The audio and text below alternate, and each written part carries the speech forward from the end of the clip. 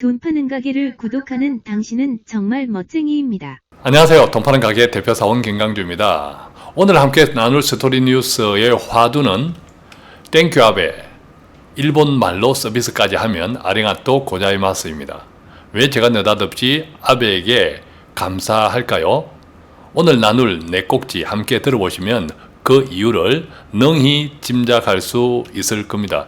나눌 네 꼭지의 첫 번째는요, 일본이 상반기, 그러니까 올해 상반기 6월달까지 무려 무역 흑자가 전년 같은 기간 대비 87.4%나 급감, 이건 뭐 거의 망한 수준이죠. 우리가 이제 아베노믹스 때문에 일본 경제가 좋다고 하는데, 물론 과거에 비해서는 좋아졌지만 가성비는 꽤 떨어집니다. 엄청나게 돈을 푼 것에 비하면 열매는 그닥 크지 않습니다. 상반기 무역 흑자 87.4%가 바로 그 결과이고요. 그런데 하반기는 더욱 걱정입니다. 왜 걱정일까요? 한국과의 이런 무역 갈등 크게 영향을 미칩니다. 예를 들면 관광 수지라든지 당장에 한국의 반도체 기업의 이 부품들을 수출 못하는, 지금 당장에 못하지는 않지만 수출 못할 수도 있다는, 차질이 빚어질 수 있다는 일본 부품 기업들의 걱정, 태산입니다. 등등이 겹쳐지면 하반기는 더욱 걱정이다. 자, 두 번째는요, 삼성이 마침내 일본 패싱을 선언했습니다. 정말 대단한 삼성, 대단한 이재용, 요즘같이 이재용 부회장이 이렇게 멋져 보이는 때가 없었습니다. 자, 그로 인해서 삼성이 이끌어가는 제조 강국, 한국의 부활에 불을 당긴다. 이 이야기 좀 구체적으로 나누어 보겠고요. 또 이제 세 번째는 이제 글로벌 세계 경제로 가봅니다. 아시다시피 트럼프의 갑질에 시진핑은 환율 전쟁으로 화답했습니다. 덧붙여 우리가 히토류를 무기화하겠다라고 선언도 했습니다. 정말 시계제로 안개 전국 세계 투자 시장입니다. 몇 달 뒤면 2020년입니다. 2020년은 트럼프에게 정말 정치적인 생명이 걸린 해죠. 바로 대통령 선거입니다. 어쨌든 성과를 내고 싶어 하는 트럼프.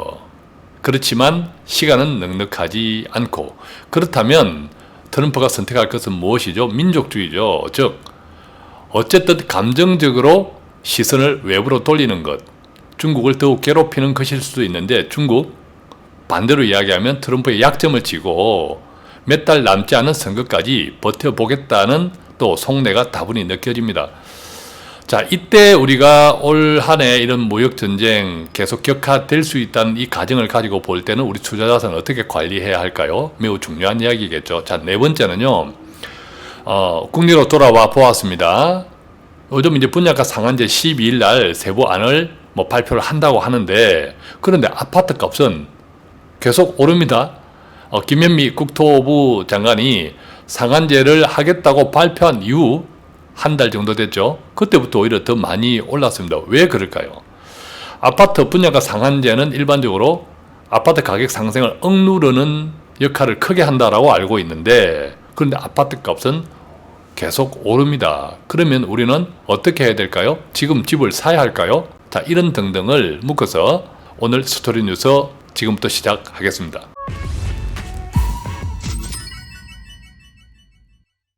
자, 스토리 뉴스 첫 번째입니다. 일본 상반기 무역 흑자 87.4% 급감, 하반기는 더욱 걱정이라는데, 자, 무역 전쟁 한 달째입니다. 한일 간 무역 보복으로 시작된 전쟁 이야기입니다. 일본이 출구 전략은 이미 시작했습니다. 무슨 말이냐 하실 분도 있는데, 제가 볼 때는 그렇습니다. 풀이해드리겠습니다. 자, 제목에서처럼 지난해 상반기, 2018년 상반기에는 일본의 무역 흑자가 무려 1조 7,200억 엔이었습니다. 그런데 올해 상반기는 왕창 망해서 2,200억 원에 불과합니다. 무려 무역 흑자가 87.4%나 급감했다는데, 그 원인이요, 바로 이렇습니다. 한국과 중국에 대한 반도체 장비, 철강, 자동차 부품 등의 수출이 부진했기 때문이다. 반도체 장비 부진은 전 세계 반도체 업황이 깔아앉았기 때문에 한국의 삼성전자, SK 하이닉스가 수출 물량이 떨어지니까 당연히 이 부품을 공급하는 일본의 경제에 큰 타격을 준 겁니다. 철강, 자동차도 마찬가지죠. 자동차도 한국은 대단한 메이커 중에 하나입니다. 물론 일본보다는 못하지만, 그렇지만 이 자동차 부품 가운데 상당 부품은 또 일본에서 공급되는데, 역시 자동차 시장이 좋지 않으니까 일본도 타격을 입은 거죠. 재미난 것은요, 자, 삼성이 지금 한국의 반도체에 엿먹이겠다고 한 달 전에 무역 전쟁을 시작했는데, 재미난 것은 일본의 반도체 기업 도시바, 이 도시바는, 우리가 도시바는 도시바 이런 가전들이 많죠. 그렇지만 이 도시바가 도시바 메모리라는 홀딩스, 여기에 지분을 40% 가지고 있고, 이 도시바 메모리 홀딩스가 바로 이제 반도체 회사죠. 근데 이 도시바 전체가 2분기에 1,402억엔 최종 적자가 확정됐습니다. 그러니까 애따 엿먹으라라고 재뿌렸던 일본이 정작 자국 내 반도체 기업은 먼저 적자로 돌아섰다라는 거 재밌죠. 자, 자동차용 뿐만 아니라 자동차용 반도체 글로벌 탑3에 속하는 일본의 기업이 있습니다. 이게 르네사스 일렉트로닉스인데 줄여서 그냥 르네사스라고 하면, 이 기업도 2분기 연속 적자입니다. 자동차용 반도체 글로벌 탑3에 들어가는 이 기업도 연속 적자입니다. 왜? 자동차 업황 불황 때문에. 그래서 이제 사장이 바뀌었어요. 사장이 시바타 히데토시라고 사장이 바뀌었는데, 이 사장이 바뀌어서 처음 우리가 취임식하잖아요. 취임식하면 그 취임식할 때 이런 말을 했습니다. 한일 관계로 꼬리 때린다, 머리가 아프다. 무슨 말입니까? 지금 이 아베가 지른 이 불장난 대단히 걱정스럽다라는 뜻입니다. 최근에 바로 일본에서 화이트리스트 배제했죠. 제가 아마 2주 전 방송에서인가 그런 말씀을 드렸습니다. 일본의 화이트리스트 한국의 배제는 그게 아마 이번 한일 경제전쟁의 정점이다. 그때부터는 내리막, 다시 이제 누그러지는 수순, 일본 입장에서는 후퇴하는 수순으로 내리막이다라고 이야기를 들었는데, 자, 보겠습니다. 일본 기업들이 거의 초상집이 났습니다. 왜냐하면 이 반도체, 우리가 이제 세계적으로 반도체 대표 기업 빅3는 인텔, 삼성, TSMC죠. 근데 이 인텔은 알다시피 비메모리 쪽, 시스템 반도체 쪽이고, 삼성은 메모리 쪽이죠. 삼성은 메모리 쪽인데, 어쨌든 이 인텔, 삼성하고 이 빅3 또 이제 한두 군데 포함하면 하이닉스, 마이크론 이런 정도인데, 이런 빅3 또는 빅5 쪽에 이 반도체 부품을 공급하는 기업들은 한 두세 군데 정도를 확보하고 있어야 돼요. 거래선으로. 그래야 제대로 좀 장사를 합니다. 만약 삼성전자랑 SK하이닉스의 일본 업체가, 부품 업체가 공급을 하지 못하는 일이 생기면 거의 물량의 한 40% 정도가 빠지니까 이것은 엄청난 타격일 수밖에 없죠. 그러니까 이런 형편에다가 실질적으로 우리가 이제 반도체 관련 세계 품목에 대한 수출 허가제로 하겠다라고 하는 것이 이제 한일 무역 전쟁의 시작이었는데, 예를 들면 구체적으로 이제 포토 레지스트를 수출하는 일본의 기업, 도쿄우카 공업, 이 기업이 이런 이야기를 했죠. 거래처 공급을 위해서, 거래처는 삼성전자입니다. 거래처 공급을 위해서 한국 인천 공장에서 정산을 검토하겠다. 이 회사가 한국 인천 공장에 있거든요. 그런데 이제 일본에서 만들어서 삼성전자에 파는 것은 규제가 될 우려가 있으니까 아예 인천 공장에서 더 정산을 하겠다, 이런 이야기를 합니다. 아베의 생각하고 전혀 반대로 일본 기업들은 어떻게 하면 삼성전자, 하이닉스에 납품을 할 수 있을까, 지금 골을 때리고 있는 거죠. 자, 이런 행편이니까 이번에 이제 화이트리스트 배제했다. 그런데 막상 실행으로 넘어가니까 구체 품목의 지정이 없었습니다. 그죠? 구체 품목의 지정을 할 것이다. 과연 어떤 품목들이 이 화이트리스트 배제 품목에 들어갈까 우리가 긴장하고 있었는데, 그게 한 1000여 개 될 것이다 긴장하고 있었는데 구체 품목 지정이 없었습니다. 벌써 이제 꺾이기 시작한 거죠. 또한 이제 엊그제 일이죠. 감강액, 이 반도체 강광액 포토레지스터 첫 수출 허가 30일 만에 내줬습니다. 그러면서 막 이래 설레발을 떨었죠. 자, 어쨌든 여러 가지 해석이 가능하겠지만 일본이 지금 출구 전략이 시작됐다라는 거죠. 자, 이 관련해서 이 히로시게 경제산업상, 자, 이 친구는 TV 나오면 조금 왠지 좀 뻔뻔해 보이긴 하는데, 이 친구가 이런 이야기 했습니다. 부적절한 사례가 발생할 시 개별 허가로 추가 지정을 하겠다. 자, 이 이야기를 두고 우리 언론들은 수도 꼭지를 쥐고 한국 흔들려는 의도다, 이런 이야기 하는데 아니에요. 제가 볼 때는 그냥 일본의 지금 당황하는 일본이 스스로 허세를 드러내고 있다. 저는 이제 이렇게 해석을 합니다. 그렇게 엄청나게 큰 소리를 쳐놨는데 뭔가 지금 후퇴, 출구 전략을 찾는다.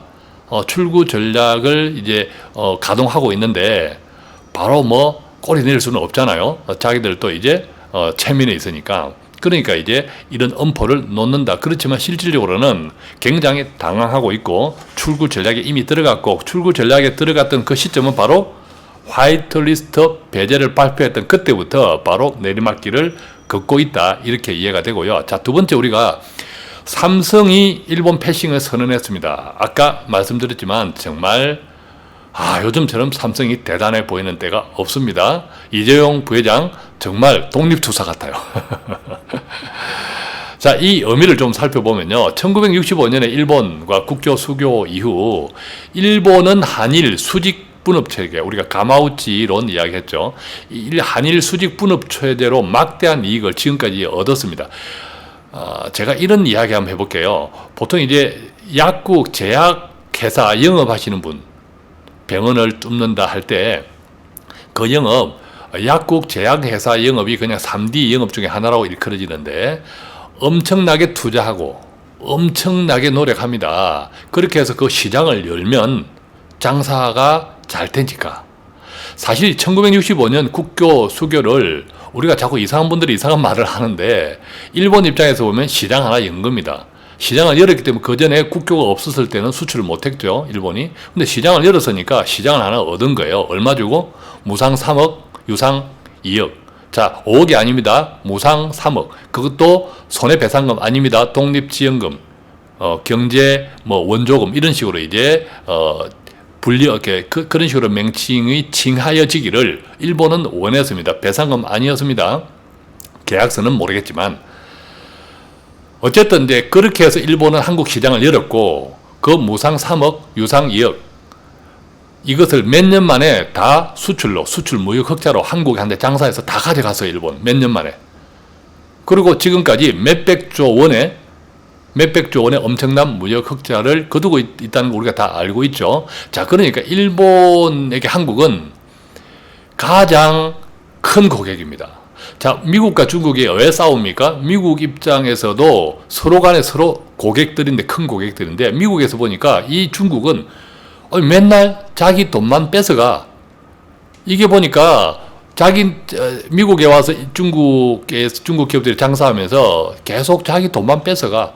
그러니까 이게 너무 부당하다, 행평에 안 맞다라고 버린 것이 또 이제 미중 무역 전쟁의 하나의 이유였지 않습니까? 그런데 이 일본은 한국에 대해서 최대 고객, 이 최대 고객을 보너스 또 쿠폰을 더 줄 생각을 하지 않고 에라 엿먹어라. 이것은 정말 이게 상도이상에도 없는 일인데, 바로 그 이유가 1965년 이후 지금까지 한일 수직 분업 체제로 막대한 이익을 계속 유지하고 싶은, 결국 경제식민지 아베의 꿈인 경제적 식민지를 계속 유지하고 싶은 이 열망이죠. 이게 점점 한국의 산업이 이제 추격해 오고, 옛날만 하더라도 가전제품만 하더라도 일본이 최고였잖아요.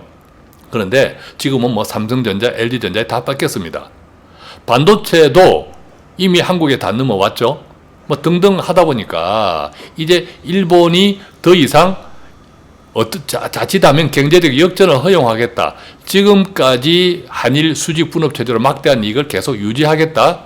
이 열망, 경제적 실민의 열망이 바로 이번 정말 말도 되지 않는 경제 보복이었는데, 어쨌든 일본 패싱, 일본이요, 지나온 다리를 불태워버렸어요. 어떻게 지나왔습니까? 일본에서 계속 부품이 왔지 않습니까? 이 삼성이 그 지나온 다리를 불태워버렸습니다. 자, 그래서 선언을 했습니다. 일본산 소재 화학약품 220여 개, 삼성그룹에서는 이것을 전부 국산 또는 제3국에서 가져오는 걸로 TF팀을 가동했습니다. 아마 길게는 1년 이상 정도 소요가 된다고 하는데, 더 재미난 게 있습니다. 들어보십시오.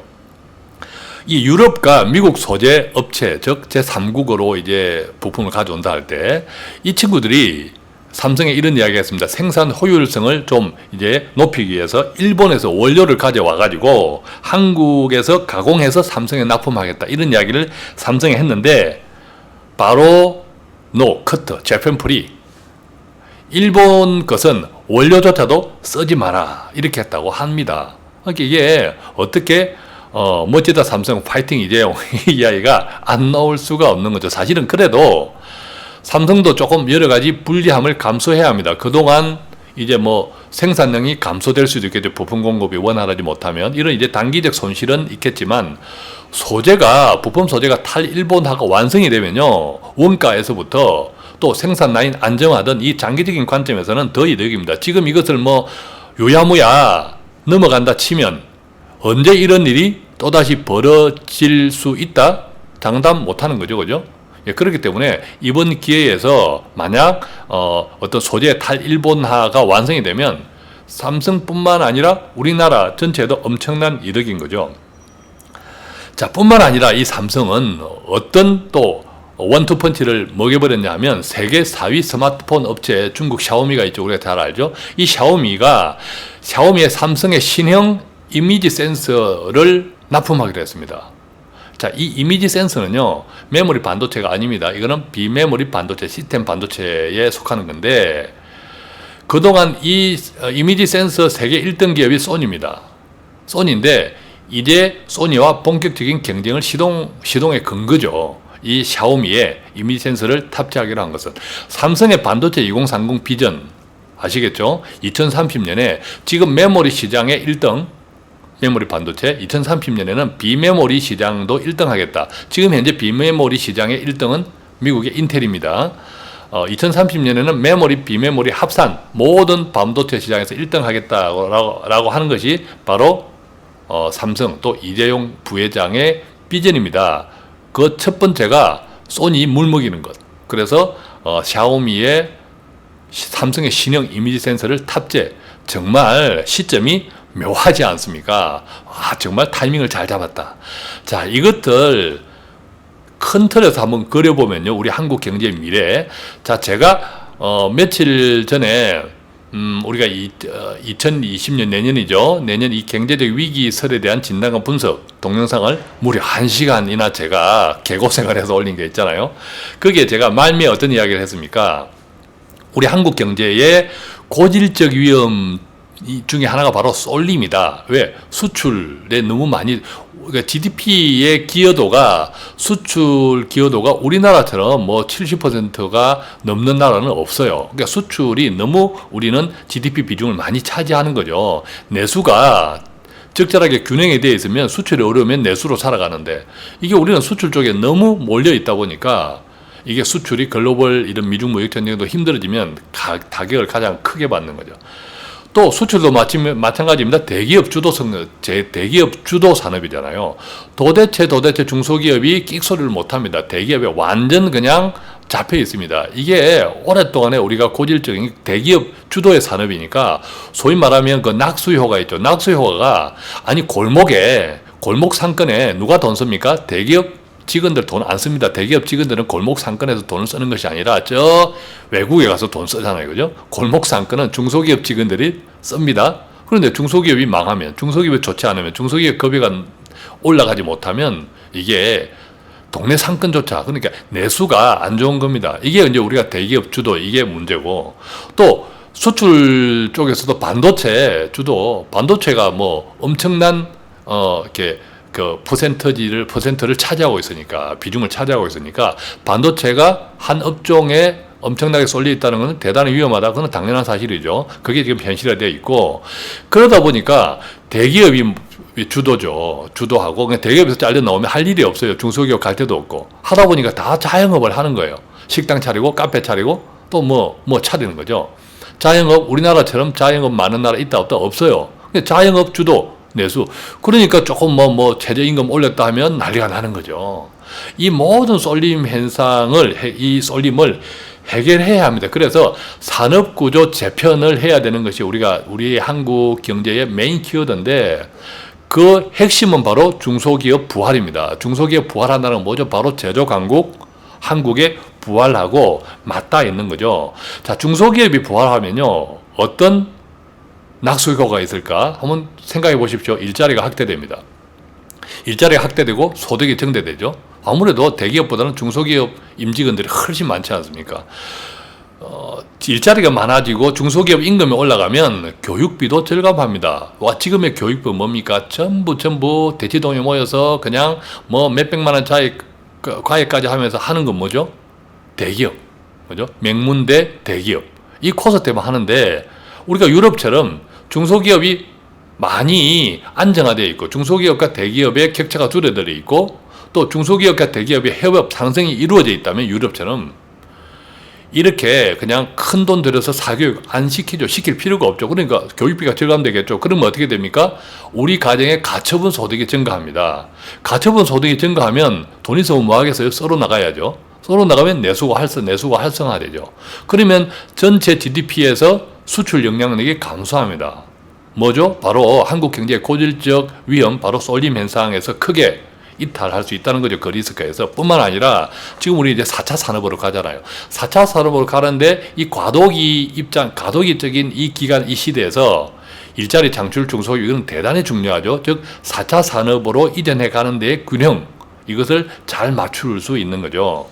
그런데 지금 제가 말씀드린 거 이거 어떤 우리나라 역대 대통령 정부에서 다 꿈꿔왔던 겁니다. 이렇게 다 이야기를 했습니다. 그런데 하나도 실천된 게 없네? 여러 가지 이유 때문에 지금까지 아무도 어느 우리나라 대통령도 정부도 못했던 일을 지금 아베가 이 한국 경제의 고질적인 문제를 아베가 지금 단숨에 해결하고 있는 게 단숨에. 그러니까 제가 이 스토리 뉴스의 화두 땡큐 아베 일본어로 서비스까지 합니다. 아리가또 고자이마스 하는 이유입니다. 좀 공감되시죠? 한국 경제가 그래서 이제 이 지금 일본의 아베의 그 불장난을 최대한 이용해서 한국 경제가 정말 그동안 고질적인 병폐들 경제구조 체질 개선을 빨리 해내야 됩니다. 지금 이제 다 대기업도 이제 어쩔 수 없이 도와줘야 되고 정부도 어쩔 수 없이 돈을 풀어서 중소기업을 도와줘야 되고 우리 국민 모두도 중소기업 화이팅, 한국 제조강국 화이팅 이렇게 하고 있는데 이 시기 누가 불을 붙였습니까? 바로 아베라는 거죠. 아베. 그러니까 얼마나 감사한 일입니까? 그러니까 한국 경제는 지금 어렵는데 아베 덕분에 더 미래가 밝아졌습니다. 그리고 4차 산업 특히 통신 쪽에 인터넷 쪽에 엄청 우리가 강국입니다. 이런 등등을 좀 잘 해나가면 저는 오히려 큰 희망이다. 희망이 더 앞당겨졌다. 아베다 바람에. 그래서 대신에 이 시기를 잘 버틸 수 있는 투자 체력이 대단히 중요하다. 이 말씀 드리고요. 여유 있는 자산, 여유 자금 투자 너무 빚내어서 하지 마시고 이 시기를 잘 견딜 수 있는 그런 재정 관리가 어느 때보다도 중요하다 이 말씀 드리고 자, 세 번째는 이제 글로벌 경제로 넘어가 봅니다. 트럼프 갑질의 시진핑은 한율 전쟁 정말 시계 제로죠. 자, 엊그제였죠. 8일 날 중국 중앙은행 인민은행에서 중간 환율 우리나라 같으면 일반적인 기준 환율 성격이 있는데 이 중간 환율을 7.빵빵39 위안으로 고시했습니다. 자, 시장에서는 이미 1달러당 7위안 돌파했죠. 이걸 이제 포치라고 이제 일컫는데 돌파했는데 중앙은행인 인민은행에서 이렇게 고시를 했으니까 공식화 시켰다라는 거죠. 자, 이걸 놓고 시장 상황을 그대로 중국 인민은행이 반영했다 이런 시각도 있고 아니다. 미국에 이번 전쟁에서 그냥 맞불을 놓은 거다. 떼놓고 그냥 트럼프한테 침뱉은 거다 이런 이야기도 하는데 왜냐하면 이제 미국의 추가 관세도 예고되어 있고 환율 조작국 지정을 했죠. 이런 대응 차원이다 이런 이야기인데 여러분들은 어떻게 생각하는지 모르겠지만 저는 당연히 미국의 맞불이라고 봅니다. 왜냐하면 동시에 나온 것이 뭡니까? 바로 중국 히토류를 무기화선을 했거든요. 이게 동시에 나왔습니다. 그러니까 아까 이야기했듯이 몇 달 남지 않은 트럼프의 2020년을 앞두고 중국은 그냥 트럼프를 계속 목을 재어 나간다. 이렇게 저는 이해를 하고 있고요. 자, 그런데 이 무역 전쟁의 장기화를 대비해서 미국의 관세 부과 효과도 상쇄하고 이 이제 저환율, 위안화의 저평가. 자, 이것은 중국 측에서 보면 무역 전쟁의 장기화도 대비하고 또 관세 부과를 한다니까 9월 1일부터 트럼프가 그 효과도 좀 상쇄하고 또 중국의 수출을 그러면서 정진하고 이런 뭐 효과도 있겠지만 이게 잘못 풀리면 이게 대규모 자금 이탈. 자, 그 나라의 화폐 가치가 떨어지면 또 돈은 화폐 가치가 상대적으로 높은 곳으로 할 수 있는 거죠. 그래서 대규모 자금 이탈이 있다. 중국은 큰 경제이기 때문에 이 자금 이탈도 하면 크죠. 또 대부분 이제 미국 자금들이 많습니다. 그러면 당연히 이제 정시에도 영향을 주겠죠. 심지어 이야기하면 정시 폭락. 또 이것이 당연히 이제 또 경기 침체 가속화. 중국이 가지고 있는 이 부채 문제, 또 버블 붕괴 이런 것들이 우려될 수 있는 거죠. 그러면 우리는 어떤 것을 조심해야 할까요? 당연히 이제 환율 변동성이 증가합니다. 주로 지금 해외 자산 투자들이 많잖아요. 예를 들면 해외 뭐 펀드라든지 이런 것들이 많은데 이처럼 이 해외 상품 투자를 할 때 상당히 조심해야 되죠. 뭐 아시죠? 왜 조심해야 되는지는 자칫하면 환차 손을 거둘 수 있는 거죠. 환차익을 기대할 수도 있지만 예를 들면 이제 각종 해외 펀드나 뭐 ETF, 뭐 상장지수 펀드나 ETN, 상장지수 채권 이런 등의 상품 이름 끝에 만약에 H가 붙어 있으면 이것은 환해지 상품입니다.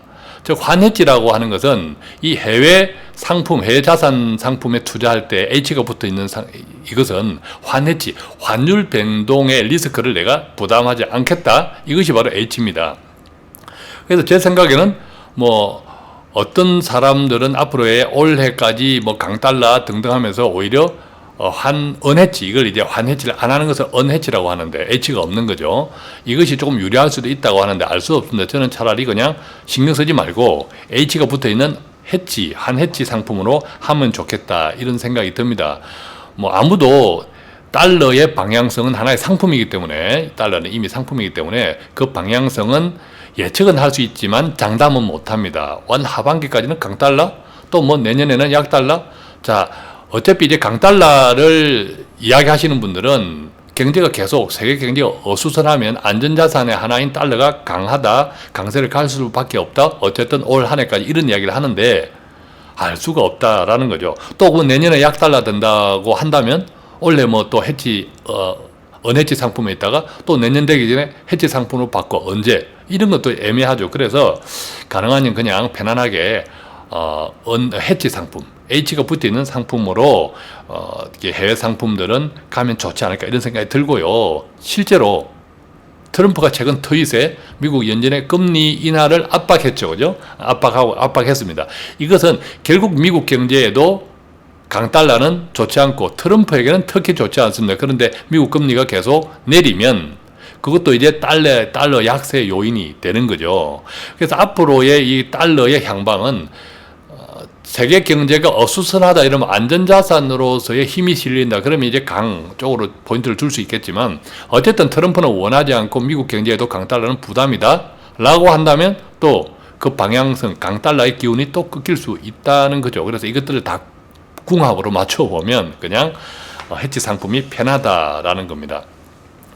자, 마지막입니다. 분양가 상한제 시행 임박했습니다. 12일 날에 세부안을 이야기해서 발표한답니다. 그런데 아파트 값은 왜 오를까? 지금 이 그림은 동반 상승하는 서울 아파트 매매 전세 값의 자료입니다. 보면 7월 몇 주차부터 7월 한 3주차부터 본격적으로 좀 많이 올라가죠. 전세도 계속 오릅니다. 전세도 학군 수요도 등등 있고 또 최근에 이제 자사고 이 폐지가 되면서 또 오히려 대치 학군이 뜨는 이런 것도 있고 등등해서 전세 수요가 조금 많아지니까 전세 가격 상승에 반영이 되고 있다고 합니다. 매매 쪽은 이 그림에서 보면 최근에 조금 두드러지게 오르죠. 오르고 있는데 왜 오를까라는 거죠. 분양가 상한제는 일반적으로 아파트 값을 누르는 큰 효과가 있다. 그래서 지금 정부에서도 검토하는데, 어떤 의미에서 아이러니하게도 김현미 국토부 장관이 이 분양가 상한제 시행하겠다고 발표한 이후부터 오히려 서울 아파트 값이 확실하게 상승으로 전환했습니다. 이유는 간단합니다. 제가 늘 이제 서울 아파트 이야기할 때는 서울 아파트는 정말 다르다. 서울 아파트는 일반의 아파트, 다른 지역의 아파트하고는 분명히 다릅니다. 왜? 서울은 좁습니다. 서울에서 경기도 쪽으로 나가는 버스, 한 저녁 10시 이후부터는 그 버스를 타기 위해서 줄지어 있는 분들을 보게 됩니다. 왜 그럴까요? 서울에 진입을 못하니까 그렇죠. 서울 집값이 비싸니까. 반대로 이야기하면 행편만 되면 서울로 진입하려는 대기 수요는 엄청 많다는 거죠. 그런데 이 분양가 상한제를 한다니까 이제 당장 재개발, 재건축 쪽도 멈춥니다. 사업을. 분양가 상한제를 해버리면 재미가 없단 말이죠. 그러면 당연히 이제 공급이 위축이 되니까, 공급이 위축이 되면 서울 아파트의 물량이 지금보다 더 희소성이 커지는 거죠. 자, 그런 이유 때문에 오히려 분양가 상한제 이후에 한다고 하는 이후에 오히려 다른 아파트, 분양가 상한제하고 관계없는 아파트들이 오히려 오르고 있다라는 거죠. 그러니까 정리해 보면 재건축이나 재개발 이런 지역 중심은 지금 이제 투자하면 상당히 오래 물릴 수 있겠죠. 언제 풀릴지 모릅니다. 조심해야겠고. 또 서울 외곽도 장기축으로는 저는 별로 권하지는 않습니다. 만약에 집 한 채라고 한다면, 그리고 서울이라고 한다면 가능하면 서울 외곽보다는, 왜? 인구는 점점 줄어듭니다. 그러면 수도권에서부터 영향이 있겠죠. 그 다음에 이제 서울 외곽 쪽으로 먼저 영향이 오기 때문에 차라리 서울 외곽 쪽에 금액을 맞출 것 같으면 차라리 저는 상대적으로 경기도 쪽으로 가겠다. 왜냐하면 저렴하잖아요. 상대적으로. 그런 쪽이, 그러니까 서울 외곽은 수도권이나 서울 외곽에는 큰 차이 없다. 저는 이렇게 보기 때문에 그것도 좀 참고하시면 좋겠고, 어쨌든 이 아파트에 대해서는 무리한 투자 구매는 금물이다. 그리고 총자산의 쏠림 현상 잘 경계하셔서 내 자산이 지나치게 부동산에 편중되어 있는 것 조심하셔야 되고요. 또 자주 말씀드리지만 내가 살 집이다, 거주 자산이다 라고 하면 그것은 재정 형편 잘 계획 세워서 아파트가 비싸다, 싸다가 아니라 아파트가 오를 것이다, 내리다, 이거 염려하지 마시고 오래 살 집이라면, 장기적으로 보면 서울 아파트는 오래 살 집이라면 물가 인상률만큼은 올라갑니다. 네, 그 점 좀 기억하셔서 구매 결정하시면 좋겠다라는 생각이 듭니다. 자, 땡큐압에 아리가또 고자이마스까지 친절하게 제가 일본어로 서비스한 거, 여러분 이제 어떤 의미인지 좀 느껴지셨나요?